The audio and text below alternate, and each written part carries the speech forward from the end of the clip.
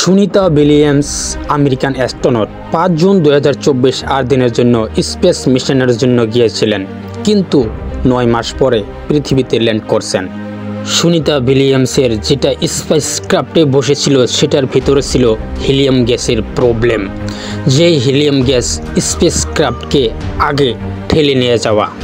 যখন এই হিলিয়াম গ্যাসের কথা নাসা টিমে জানতে পারলেন, তখন নাসার টিমেরা বলল এই স্পেসক্রাফটকে পৃথিবীতে আনা ঠিক হবে না এবং কি বড় ক্ষতি হতে পারে। এই কারণে সুনিতা উইলিয়ামস 9 মাস পরে পৃথিবীতে সেফলি ল্যান্ডিং করেছেন। এই ঘটনা থেকে সুনিতা উইলিয়ামসের থেকে আমরা দুটি কথা শিখতে পাই যে যখন বিপদ আসে তখন সেই বিপদের সলিউশন বাই করা বা সলভ করা। সুনিতা উইলিয়ামস যখন স্পেসক্রাফটে ফেসে যায়, সে কিন্তু কখনো এটা চিন্তা করে নাই হাই হাই এখন আমি কি করব, আমার কোনো রাস্তা নাই। সে হাজারো রিসার্চ করেছেন কি করে সলিউশন বাই করা যায়।